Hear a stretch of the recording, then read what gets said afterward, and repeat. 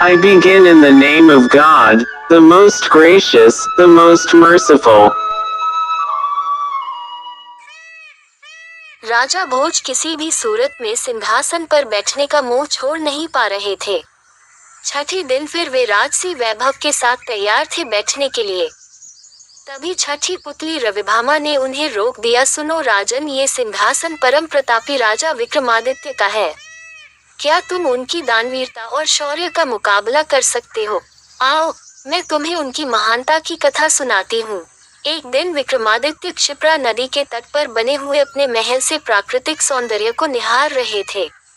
बरसात का महीना था, नदी उफन रही थी और अत्यंत तेजी से बह रही थी। इतने में उनकी नजर एक पुरुष, एक स्त्री और एक बच्चे पर पड़ी। उनके वस्त्र तार तार थे और चेहरे पीले। राजा देखते ही समझ गए कि वे बहुत ही निर्धन हैं। सहसा वे तीनों उस नदी में छलांग लगा गए। अगले ही पल प्राणों की रक्षा के लिए चिल्लाने लगे। विक्रम ने बिना एक पल गंवाए नदी में उनकी रक्षा के लिए छलांग लगा दी। अकेले तीनों को बचाना संभव नहीं था, इसलिए उन्होंने दोनों बेतालों का स्मरण किया। दोनों बेतालों ने स्त्री और बच्चे को तथा विक्रम ने उस पुरुष को डूबने से बचा लिया। तट पर पहुंचकर उन्होंने जानना चाहा वे आत्महत्या क्यों कर रहे थे। पुरुष ने बताया कि वह उन्हीं के राज्य का एक अत्यंत निर्धन ब्राह्मण है जो अपनी दरिद्रता से तंग आकर जान देना चाहता है। वह अपनी बीवी तथा बच्चे को भूख से मरता हुआ नहीं देख सकता और आत्महत्या के सिवा उन्हें अपनी समस्या का कोई अंत नहीं नजर आता। इस राज्य के लोग इतने आत्मनिर्भर हैं कि सारा काम खुद ही करते हैं, इसलिए उसे कोई रोजगार भी नहीं देता। राजा विक्रम ने ब्राह्मण से कहा कि वह उनके अतिथिशाला में जब तक चाहे अपने परिवार के साथ रह सकता है, उसकी हर जरूरत पूरी की जाएगी। ब्राह्मण ने कहा कि रहने में तो कोई हर्ज नहीं है, लेकिन उसे डर है कि कुछ समय बाद आतिथ्य में कमी आ जाएगी और उसे अपमानित होकर जाना पड़ेगा। राजा विक्रम ने उसे विश्वास दिलाया कि ऐसी कोई बात नहीं होगी और उसे भगवान समझकर उसके साथ हमेशा अच्छा बर्ताव किया जाएगा। विक्रम के इस तरह विश्वास दिलाने पर ब्राह्मण परिवार अतिथिशाला में आकर रहने लगा। उसकी देखरेख के लिए नौकर चाकर नियुक्त कर दिए गए। वे मौज से रहते, अपनी मर्जी से खाते पीते और आरामदेह पलंग पर सोते।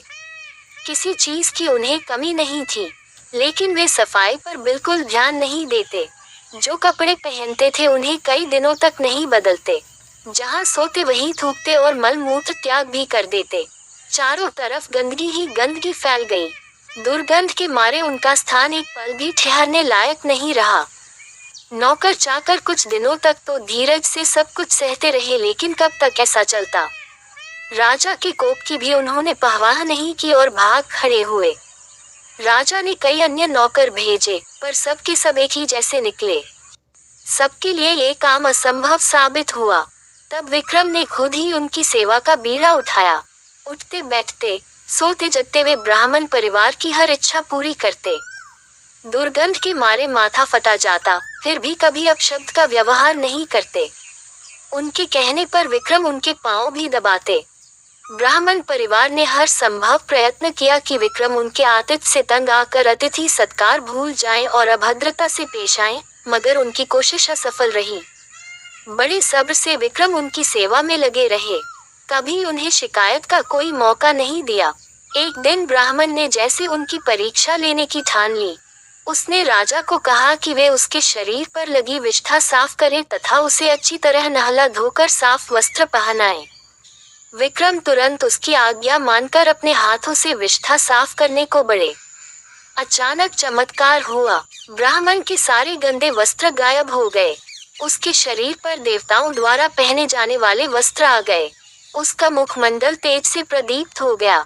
सारे शरीर से सुगंध निकलने लगी। विक्रम आश्चर्यचकित थे। तभी वह ब्राह्मण बोला कि दरअसल वह वरुण है। वरुण देव ने उनकी परीक्षा लेने के लिए ये रूप धरा था।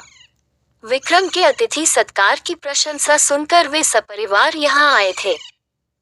जैसा उन्होंने सुना था वैसा ही उन्होंने पाया, इसलिए विक्रम को उन्होंने वरदान दिया कि उसके राज्य में कभी भी अनावृष्टि नहीं होगी तथा वहाँ की जमीन से 3-3 फसलें निकलेंगी।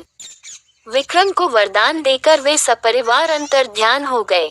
इतना कहकर रविभामा बोली, बताओ राजन, क्या तुम में इतना धैर्य है कि इस तरह से किसी का आतिथ्य सत्कार कर सको? राजा भोज असमंजस में पड़ गए और बिना कुछ कहे अपने कक्ष में लौट गए। अगले दिन 7वीं पुतली कौमुदी ने रोका राजा भोज का रास्ता। 7वें दिन जैसे ही राजा भोज दरबार में पहुंचे और सिंहासन की तरफ बढ़े, 7वीं पुतली कौमुदी जागृत हो गई और राजा से बोली, हे राजन, इस सिंहासन पर बैठने की जिद त्याग दो।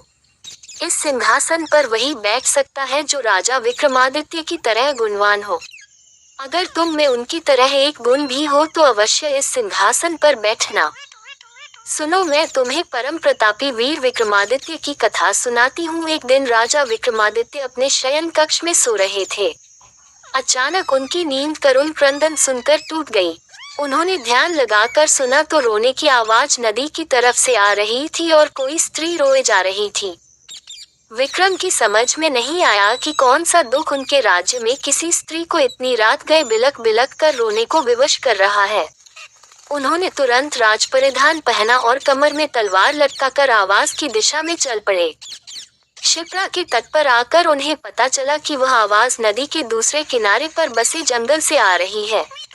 उन्होंने तुरंत नदी में छलांग लगा दी तथा तैरकर दूसरे किनारे पर पहुंचे। फिर चलते चलते उस जगह पहुंचे जहां से रोने की आवाज आ रही थी। उन्होंने देखा कि झाड़ियों में बैठी एक स्त्री रो रही है। उन्होंने उस स्त्री से रोने का कारण पूछा। स्त्री ने कहा कि वह कई लोगों को अपनी व्यथा सुना चुकी है, मगर कोई फायदा नहीं हुआ। राजा ने उसे विश्वास दिलाया कि वे उसकी मदद करने का हर संभव प्रयत्न करेंगे। तब स्त्री ने बताया कि वह एक चोर की पत्नी है और पकड़े जाने पर नगर कोतवाल ने उसे वृक्ष पर उल्टा टंगवा दिया है। राजा ने पूछा, क्या वह इस फैसले से खुश नहीं है? इस पर औरत ने कहा कि उसे फैसले पर कोई आपत्ति नहीं है, लेकिन वह अपने पति को भूखा प्यासा लटकता नहीं देख सकती। चून की न्याय में इस बात की चर्चा नहीं कि वह भूखा प्यासा रहे, इसलिए वह उसे भोजन तथा पानी देना चाहती है। विक्रम ने पूछा कि अब तक उसने ऐसा किया क्यों नहीं? इस पर औरत बोली कि उसका पति इतनी ऊंचाई पर टंगा हुआ है कि वह बगैर किसी की सहायता के उस तक नहीं पहुंच सकती और राजा के डर से कोई भी दंडित व्यक्ति की मदद को तैयार नहीं होता। तब विक्रम ने कहा कि वह उनके साथ चल सकती है। दरअसल वह औरत पिशाचिनी थी। वह लटकने वाला व्यक्ति उसका पति नहीं था। वह उसे राजा के कंधे पर चढ़कर खाना चाहती थी। जब विक्रम उस पेड़ के पास आए तो वह उस व्यक्ति को चट कर गई। तृप्त होकर विक्रम को उसने मनचाही चीज मांगने को कहा। विक्रम ने कहा वह अन्नपूर्णा का पात्र प्रदान करे जिससे उनकी प्रजा कभी भूखी नहीं रहे। इस पर वह पिशाचिनी बोली कि अन्नपूर्णा पात्र देना उसके बस में नहीं, लेकिन उसकी बहन प्रदान कर सकती है। विक्रम उसके साथ चलकर नदी किनारे आए जहां एक झोपड़ी थी। पिशाचिनी के आवाज देने पर उसकी बहन बाहर निकली। बहन को उसने राजा का परिचय दिया और कहा कि विक्रमादित्य अन्नपूर्णा पात्र के सच्चे अधिकारी है, अतः वह उन्हें अन्नपूर्णा प्रदान करे। उसकी बहन ने सहर्ष अन्नपूर्णा पात्र उन्हें दे दिया। अन्नपूर्णा लेकर विक्रम अपने महल की ओर रवाना हुए। तब तक भोर हो चुकी थी। रास्ते में एक ब्राह्मण मिला। उसने राजा से भिक्षा में भोजन मांगा। विक्रम ने अन्नपूर्णा पात्र से कहा कि ब्राह्मण को पेट भर भोजन कराए। सचमुच तरह तरह के व्यंजन ब्राह्मण के सामने आ गए। जब ब्राह्मण ने पेट भर खाना खा लिया तो राजा ने उसे दक्षिणा देना चाहा। ब्राह्मण अपनी आंखों से अन्नपूर्णा पात्र का चमत्कार देख चुका था, इसलिए उसने कहा, अगर आप दक्षिणा देना ही चाहते हैं तो मुझे दक्षिणा स्वरूप ये पात्र दे दे, ताकि मुझे किसी के सामने भोजन के लिए हाथ नहीं फैलाना पड़े। विक्रम ने बेहिचक उसी क्षण उसे वह पात्र दे दिया। ब्राह्मण राजा को आशीर्वाद देकर चला गया और वे अपने महल लौट गए। कौमुदी बोली, बताओ राजन, क्या तुम ऐसा कर पाते अगर राजा विक्रम की जगह होते? इतना कहकर कौमुदी पुनः सिंहासन में जाकर जड़वत हो गई। राजा भोज विचारों में खो गए और सिंहासन पर बैठने का अन्य उपाय खोजने लगे। अगले दिन 8वीं पुतली पुष्पवती ने रोका राजा भोज का रास्ता। 8वें दिन राजा भोज पुनः राजदरबार में सिंहासन पर बैठने के लिए पहुंचे। तभी 32 पुतलियों में से एक 8वीं पुतली पुष्पवती जागृत हो गई और बोली, ठहरो राजन, अभी तुम इस सिंहासन पर बैठने के योग्य नहीं हुए हो। अगर तुम मानते हो कि तुम भी राजा विक्रमादित्य की तरह महान हो तो अवश्य बैठ सकते हो, पर पहले अपना आत्ममूल्यांकन करो। सुनो, मैं तुम्हें राजा विक्रम की कथा सुनाती हूँ। एक दिन राजा विक्रमादित्य के दरबार में एक बढ़ई आया। उसने राजा को काठ का एक घोड़ा दिखाया और कहा कि यह न कुछ खाता है, न पीता है और जहाँ चाहो वहाँ ले जाता है। राजा ने उसी समय दीवान को बुलाकर 1 लाख रुपया उसे देने को कहा। दीवान बोला, ये तो काठ का है और इतने दाम का नहीं है। राजा ने गुस्से से कहा, 2 लाख रुपए दो। दीवान चुप रह गया। रुपए दे दिए। रुपए लेकर बढ़ई चलता बना, पर चलते चलते कह गया कि इस घोड़े में एड़ लगाना, कोड़ा मत मारना। एक दिन राजा ने उस पर सवारी की, पर वह बढ़ई की बात भूल गए और घोड़े पर कोड़ा जमा दिया। कोड़ा लगना था कि घोड़ा हवा से बातें करने लगा और समुद्र पार ले जाकर उसे जंगल में एक पेड़ पर गिरा दिया। लुढ़कते हुए राजा नीचे गिरे। संभलने पर उठे और चलते चलते एक ऐसे बीहड़ वन में पहुंचे कि निकलना मुश्किल हो गया। जैसे तैसे वह वहां से निकले। 10 दिन में 7 कोस चलकर वह ऐसे घने जंगल में पहुंचे जहां हाथ तक नहीं सूझता था। चारों तरफ शेर चीते दहाड़ते थे। राजा घबराए, रास्ता नहीं सूझता था। आखिर 15 दिन भटकने के बाद एक ऐसी जगह पहुंचे जहां एक मकान था। उसके बाहर एक ऊंचा पेड़ और 2 कुएं थे। पेड़ पर एक बंदरिया थी। वह कभी नीचे आती तो कभी ऊपर चढ़ती। राजा पेड़ पर चढ़ गए और छिपकर सब हाल देखने लगे। दोपहर होने पर एक यति वहां आया। उसने बाईं तरफ के कुएं से एक चुल्लू पानी लिया और उस बंदरिया पर छिड़क दिया। वह तुरंत एक बड़ी ही सुंदर स्त्री बन गई। यति पहर भर उसके साथ रहा, फिर दूसरे कुएं से पानी खींचकर उस पर डाला कि वह फिर बंदरिया बन गई।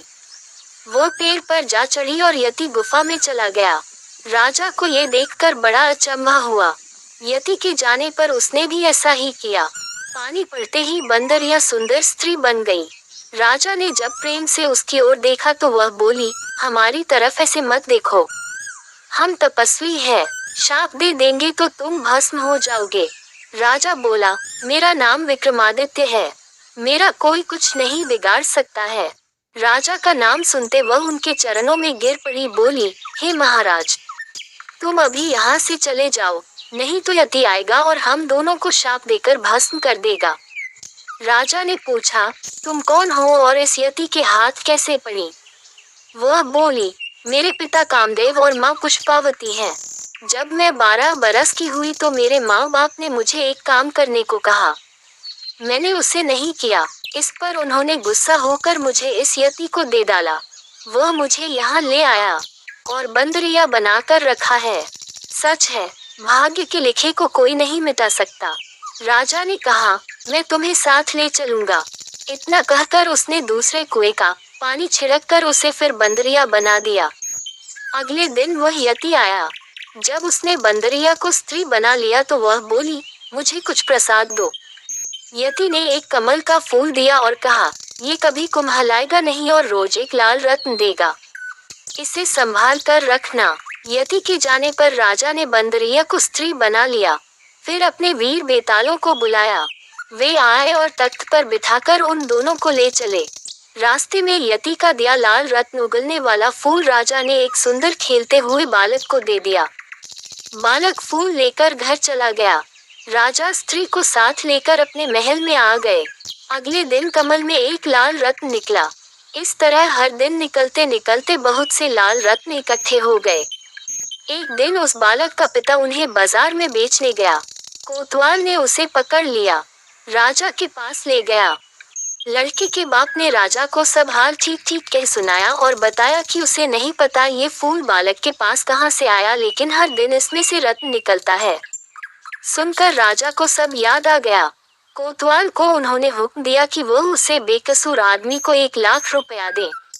इतना कहकर पुतली पुष्पवती बोली, हे राजन, जो विक्रमादित्य जैसा दानी और न्याय हो वही इस सिंहासन पर बैठ सकता है।